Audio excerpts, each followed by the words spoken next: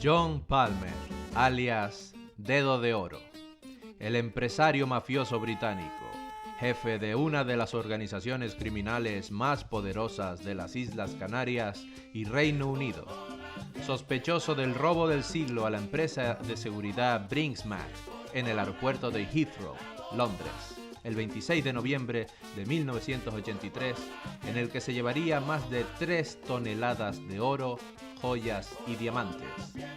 Dueño de más de la mitad de los hoteles, apartamentos y restaurantes en el sur de Tenerife, la organización de John Palmer se dedicó a delitos como el tráfico de drogas, sicariato, estafas inmobiliarias, extorsión, lavado de dinero, entre otras actividades delictivas. Se estima que John Palmer acumuló una fortuna de más de 600 millones de euros. Acompañado siempre de un séquito de guardaespaldas y matones, la vida de John Palmer siempre estuvo vinculada al crimen, el asesinato y el dinero. Atracos, negocios de la mafia, muerte, amor y dinero.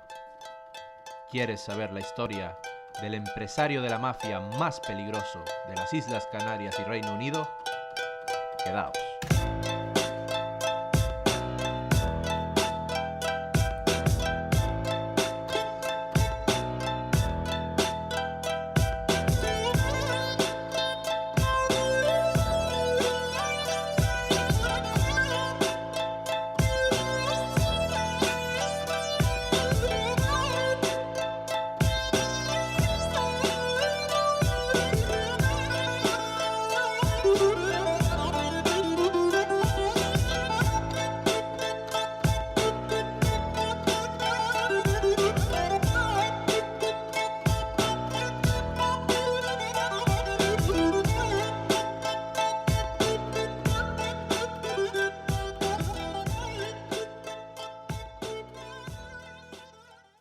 John Edward Palmer nació en Birmingham, Reino Unido, en 1950.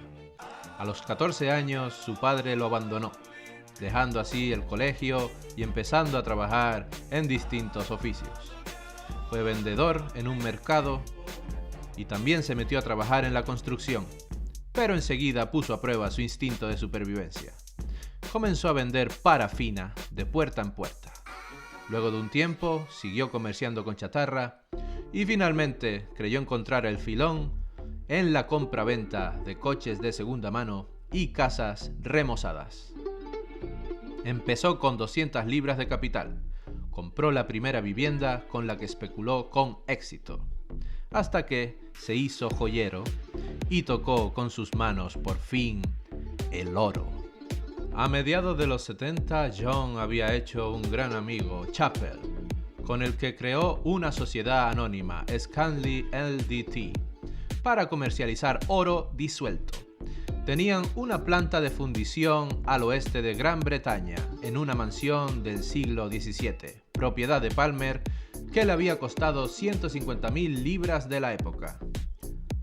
Palmer fundía oro en grandes proporciones junto con su socio Chappell, incluso de madrugada. Los vecinos a veces escuchaban ruidos en la planta y eran testigos del tránsito nocturno de camiones cargados que conducían el oro al horno de Palmer. El robo del siglo en el aeropuerto de Heathrow. El 26 de noviembre de 1983, un sábado, a las 6:40 de la mañana, John Palmer, junto a otros 5 encapuchados, entraron a uno de los hangares del aeropuerto de Heathrow, donde la empresa de seguridad Brink's-Mat custodiaba la friolera cantidad de más de 3.000 kilos de oro, joyas y diamantes, todo valorado en más de 26 millones de libras esterlinas, lo que equivaldría hoy en día a más de 100 millones de euros, más o menos. La empresa de seguridad Brink's-Mat era la encargada de custodiar toda esta gran fortuna porque iba a ser enviada al día siguiente a Hong Kong. todo el oro y el dinero era propiedad de la empresa Johnson Matthey. La pandilla obtuvo la entrada al almacén gracias al guardia de seguridad Anthony Black, con pinche dentro de toda la trama. Una vez dentro, vertieron gasolina sobre todo el personal y los amenazaron con quemarlos, con prenderles fuego si no revelaban la combinación de la bóveda. Fue catalogado como el robo del siglo. La policía británica de Scotland Yard consiguió arrestar a varios de los participantes, siendo condenados 2 de ellos. Pero Palmer fue llevado a la corte, arrestado vinculado con el robo, declarando ser simplemente un joyero local y no saber nada del tema. Por eso mismo, John Palmer fue absuelto de todos los cargos. Otros socios de John Palmer implicados en el atraco decidieron escapar de Reino Unido y largarse a paraísos fiscales como Panamá. Así que John Palmer se dispuso a hacer lo mismo, pero él eligió la isla de Tenerife.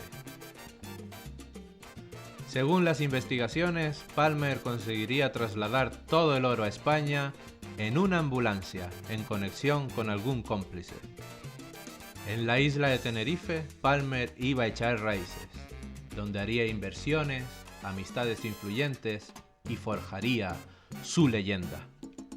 En los siguientes años, muchos testigos relacionados con el robo del oro y policías investigando la causa serían asesinados o desaparecidos en circunstancias extrañas de la mano de John Goldfinger Palmer. Mucha gente murió, mucha sangre derramada de la mano del mafioso. La palabra de John era ley, y lo que él decía se cumplía. Siendo así que el simple hecho de decir su nombre inspiraba miedo y respeto en la gente que sabía quién era John Palmer.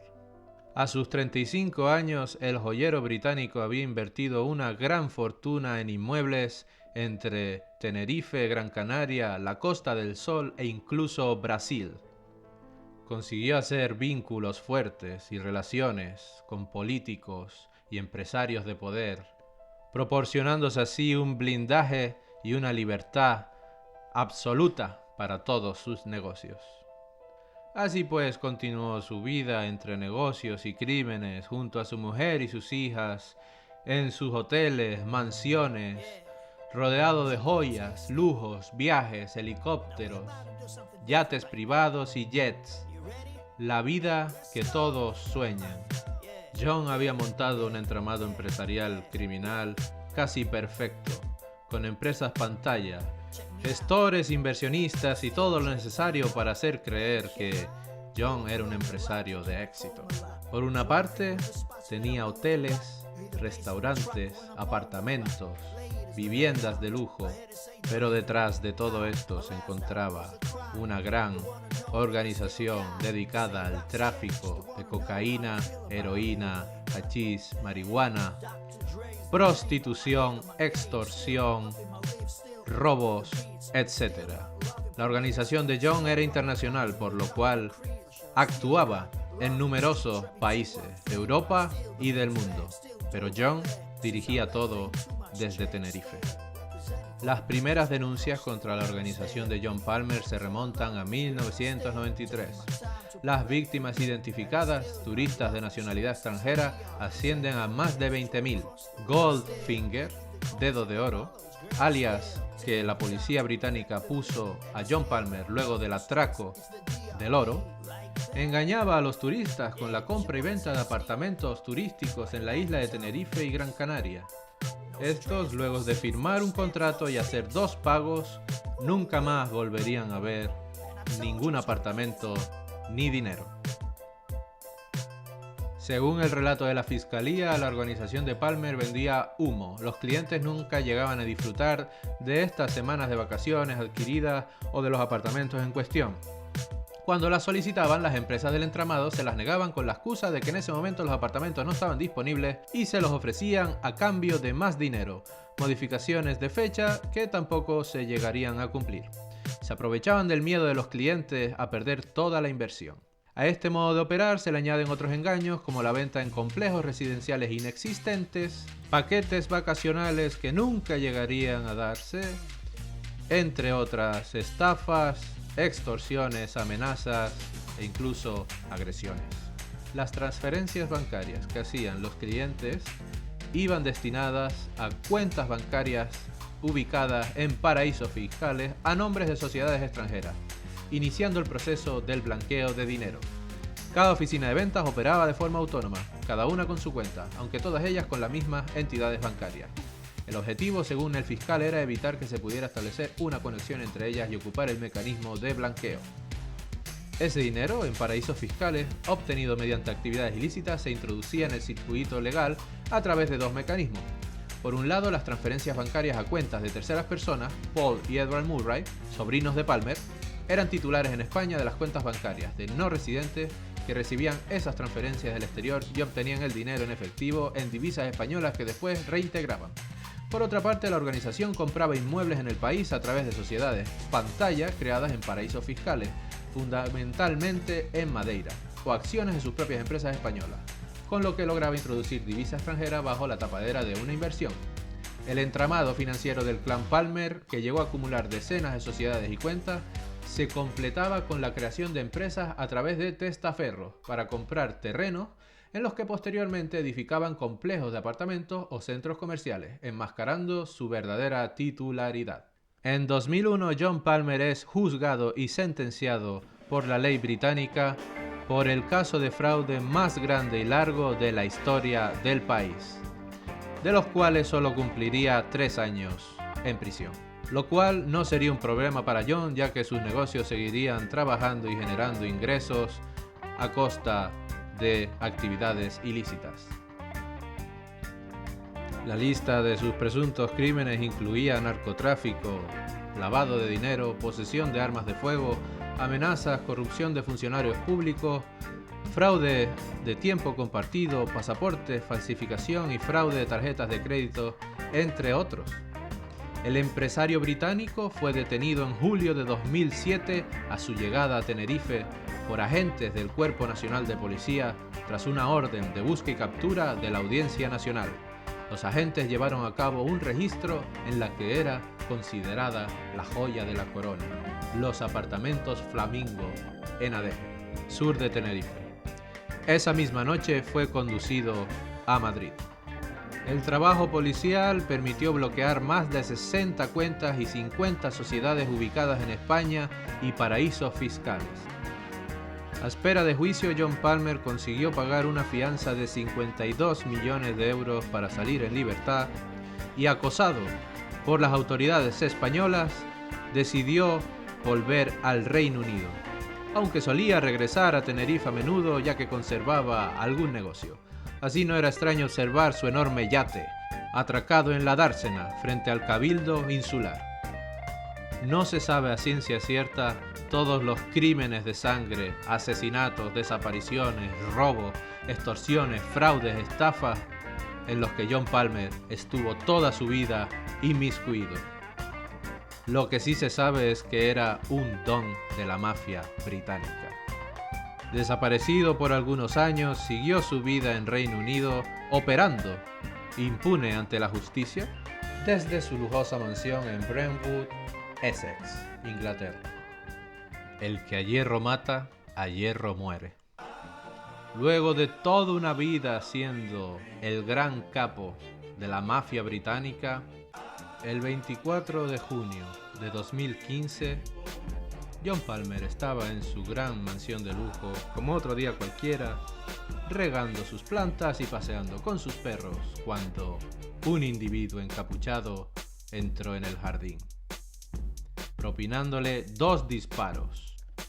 El calibre era tan diminuto que apenas era imposible ver los orificios de la bala, por lo cual se piensa que el asesino era metódico y profesional. Su hijo, que estaba en ese momento dentro de la casa, no escuchó ningún disparo ni nada parecido. Simplemente salió y vio a su padre tendido en el suelo, con manchas de sangre alrededor del cuerpo. nada se pudo hacer para salvar la vida del empresario del crimen. A día de hoy no ha sido resuelto el asesinato y sigue siendo una incógnita. Pero no es de extrañar que, dado todos los negocios en los que estuvo inmiscuido toda su vida, John Palmer, más de uno se la tenía jurada. Así pues, a los 64 años de edad, murió asesinado en su mansión de lujo John Edward Palmer, alias Goldfinger, el empresario de la mafia. All my troubles seem so far away. Now it looks as though they're here to stay. Oh, I believe in yesterday. Suddenly, I'm not half the man I used to be. There's a shadow hanging over me. Oh, I believe in yesterday.